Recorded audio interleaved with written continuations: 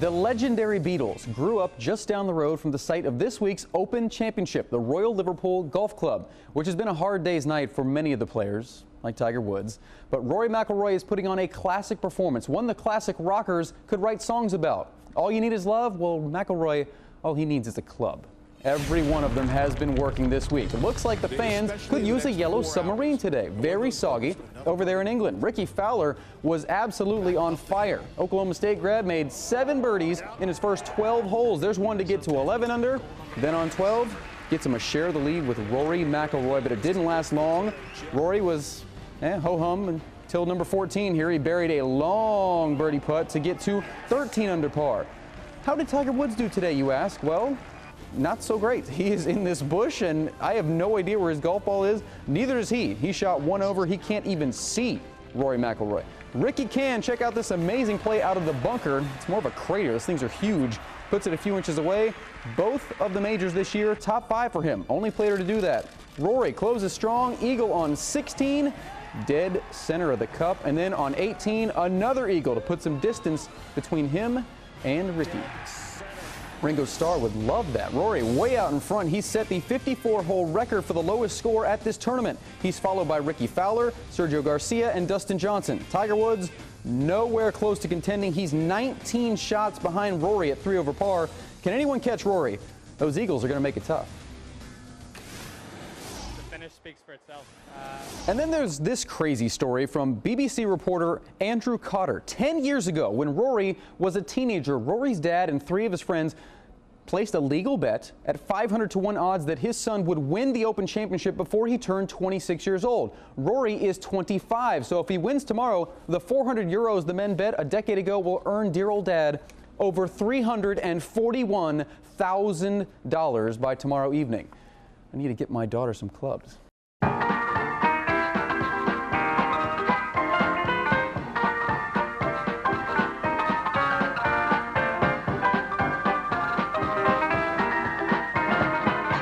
No, don't adjust your calendar. It's actually still 2013. It just looks a lot like 1920 out here in Temple Terrace today, where golfers are ditching these steel clubs for the clubs that were used when the game first began. Hickory clubs. It's an opportunity for the players to remember what golf's all about. It's nice for them to realize that this game has been around a long time, and for us to go back to the roots, I think it's also an intriguing test. We used Hickory golf clubs from about 1895 up to 1927. We had a tournament here in 1925, which all the pros played with Hickory golf clubs, so we're recreating that event. That event was the Florida Open at the Temple Terrace Golf Club. Today, 88 years later, dressed in the clothing from yesteryear, dozens of golfers competed in the 3rd annual Hickory Golf Championship. By using wooden clubs instead of modern-day steel, golf becomes more strategic. You can't just hit the ball a mile anymore, turning this classic sport back into a thinking man's game. Well, I think it's great fun because it brings strategy back into the game, which unfortunately with the latest equipment on the market, it's almost a lost art. It's important to pay homage to the guys who went before, because without them we wouldn't have a game. In Temple Terrace, I'm Bobb Lewis, 10 News. They call it the Snake Pit for a reason. The closing 3 holes at Copperhead ate up challengers all afternoon, but John Senden went to the tee on 18 with a chance at his 2nd ever PGA Tour victory. The tee shot was, I was kind of, nervous, and then the putt was a difficult putt, but I just had to stay in the process and do what I do best and try and just hit the best putt I can, and I was lucky enough to hit it down to 1.5 inches, so I was happy with that. Senden had the best round on Saturday, a 7 under 64, but had to battle through 18 holes on Sunday. On 10, he escaped with a par after finding trouble behind a TV tower, and dropped out of the lead after a bogey on 13. Scott Langley led at one point, so did others, but nobody could hold off Senden's late push. He finished as the runner-up at Innisbrook in 2007 and 2008, and didn't want another second-place finish this weekend. It was a tough time. It was I really had to work hard to stay in the moment down the middle of the back 9 because the breezes were really tricky, and knowing that I got another PGA Tour event, I'm just so happy to be able to to say that I'm a twice PGA Tour winner. Having a couple of runner-ups and now a win, I think this is probably one of my favourite events on the tour. We began the final round with a man who is the reigning U.S. Open champion and a couple of past champions at this tournament in contention. But it's the guy who hadn't won in 8 seasons on tour that takes home the 40-pound trophy. John Sennin is your champion at the 2014 Valspar Championship. In Innisbrook, I'm Bobby Lewis, 10 Sports. The big-name stars are prepping for the U.S. Open. Phil, Jordan, Bubba, and Koepka. But not just Koepka, 2 of his teammates as well.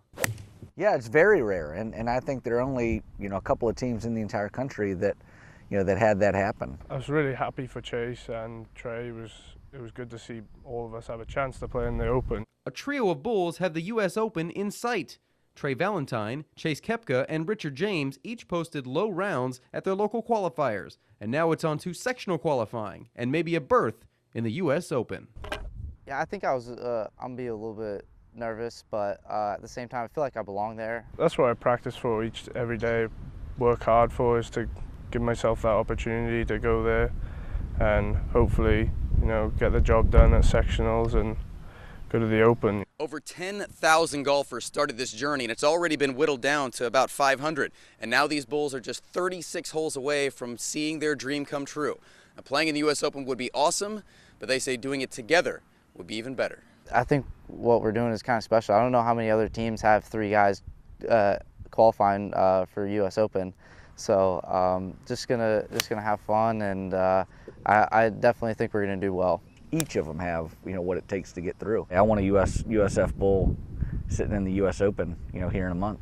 On campus, I'm Bobby Lewis, 10 News. Playing at Topgolf will be like putting yourself inside a video game. Every golf ball you get will have a chip inside with your name on it, so this computer knows exactly where your ball lands, and it will know how many points to give you on each swing. Chip the ball into one of these close targets, and you get a few points. Smash it way out there to those targets, and you'll rack up big points. Play against yourself, your neighbor, anyone in this 3-level complex. It's up to you. It's the ultimate real-life video game. Last year at this time, the future of this tournament wasn't very bright. There wasn't a title sponsor in place, and none was in place for this year. The PGA was considering pulling this event from Tampa Bay until paint company Valspar stepped in to add some color and life back to Innisbrook.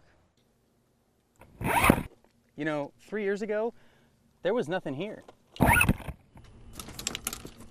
No resort, no beautiful spa. This area was just a wasteland in Polk County, about an hour and a half from downtown Tampa. But now, after millions of dollars and a little more creativity, a truly unique golf experience has popped out of nowhere. There's certain areas of the golf courses that look like Scotland, Ireland, or even the Midwest. It's fantastic, it really is. It's nice to get away from the cities. Ever heard of Streamsong, Florida? Golfers from all over are starting to take notice. After 2 years of construction, Streamsong Golf Resort opened in January, complete with 2 courses, unlike anything else in the state. Golf Magazine came out with earlier in the year the best new golf courses, and Streamsong Red was #1 and Streamsong Blue was #2. Beauty, built on top of an old phosphate mine from the 60s. The only thing that was added to the site was grass for fairways and greens. There's virtually no rough and a ton of sand. It's natural. Most of our guests are very impressed with the way the golf course plays. The straighter hitters are rewarded, obviously, especially around the greens. You're not going to lose a lot of golf balls, and hopefully that will keep people coming back. It's a hidden gem worth searching for, if you only know where to look. In Streamsong, Florida, I'm Bobby Lewis, 10 News.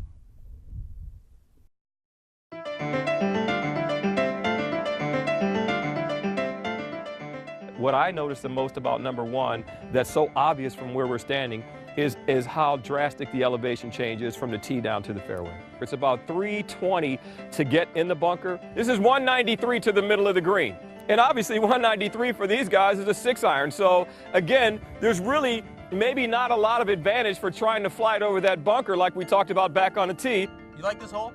I like the hole, but it's a 3-shot hole for me.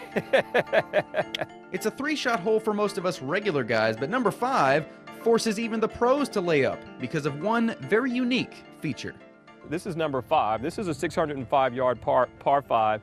And this is actually one of the few holes out here, one of the few par 5s out here that I would say is a 3-shot par 5. It is a blind second shot, which is uncharacteristic of a lot of the holes here. It's almost like kicking a field goal is what I try to do. If I can get it right in between these two trees, then I know I'm going to be in a great situation for my third shot. Is this the area to stand? You want to be right by the green to see them play there? No, you'll stay up on the hill. You'll just stay up on the top of the hill, and you can see them putt out. And then you can just go right across to the next tee and see them tee off on number 6. Do you have a favorite hole on the Copperhead? I'd say 14 is a hole where I feel like I can hit 2 good shots and get a wedge in my hand and have a good putt at birdie. There's a lot of birdies made on this hole, but a lot more of them are made from hitting 3 into the green and 1 putting than people getting on in 2 and 2 putting. I ain't trying to stand anywhere for the tournament. This is where I want to sit. And so we'll have bleachers lined up, of course, along the backside of 14 green. 14 is kind of a really good spot, I'd say, to be able to hang out because, again, you get to see the golfers come in on 14, and then you can go over and watch them play number 17 or 16 and also play number 18. You'll see some guys hit some pretty good shots back here, but you have to hit a really good shot to make birdie when that flag's back here in this corner. If you survive the first 15 holes, the Snake Pit is waiting. A 3-hole stretch that make the PGA guys earn their payday. That's where the pressure starts, is can you bring it to the house and hold on to make $1 million. The meat of the fairway is 245 yards. It doesn't take any more than 260 to get to the trees.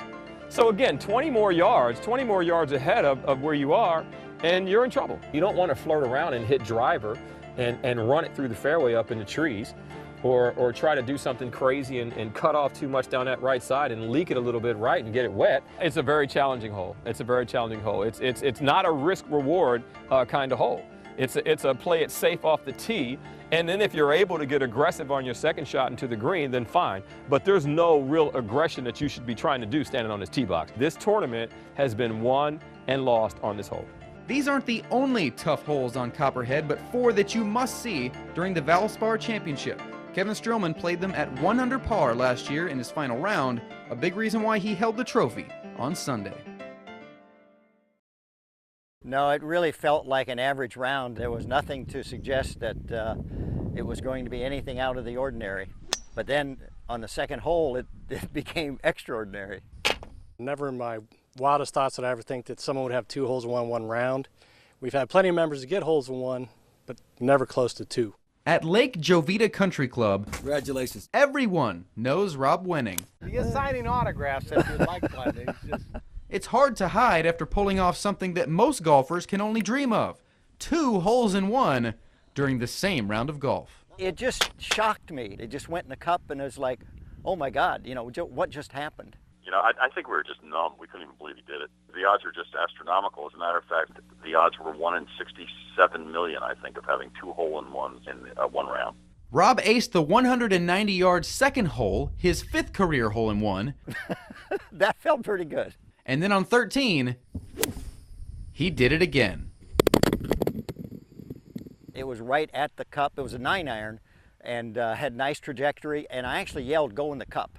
Not, just as kind of a joke, and it just flew in right on the fly. So if you're thinking this is all just blind luck, well, think again. Rob actually has the distinction of having a hole-in-one on each of the par 3s at Avila in Tampa. But even with all of that on his resume, his wife still couldn't believe he had 2 aces in 1 round. Look at the scorecard and I say, see a 1 on the second hole. It's like, oh my gosh, that's great. And I flip it over and I see another 1. I'm like, oh my gosh. It was amazing. The first thing I said to him after I gave him a big kiss, I said, did you buy a lottery ticket? It's going in. It's going in. He and his buddies did buy tickets, but they didn't win millions. Rob did get 2 1s, though, and that is pretty priceless. I hope to get some more, but we'll see. In Dade City, I'm Bobby Lewis, 10 News. Let's be honest. If you're a golfer, you've probably used your foot on the course before. But now, at this course in Largo, using your foot is not only allowed. Definitely encouraging to use your foot. It's encouraged. It's a mixture between soccer and golf, and I like golf and I like soccer. So this is the perfect game. Yeah. It's called foot golf, and it's not your granddaddy's 18 holes. It's on a golf course, but it's soccer. That's kind of weird. It's a par 62 golf. It's a par 71 foot golf. The same rules of golf apply to foot golf. You just got to keep kicking it until you get into the hole. With a few sizable differences. Is the hole the same as a golf hole? No, it's like that big. 21 inches wide. Plenty big enough for one of these itty-bitty little traditional golf balls, and just wide enough for one of these soccer balls. Since the Largo Municipal Golf Course started offering this last year, they've been overrun with people who ditch the clubs and prefer the feet. We're averaging about 200 foot golfers a week. You know, right now, since October 1, 2013, we got about 3,000 rounds of foot golf played here. The only other place to play this sport in Florida is Miami. If you want to do it, you got to come here. You got it. So head out to Largo 7 days a week after 12 noon and kick around this new sport for yourself. In Largo, I'm Bobby Lewis, 10 News.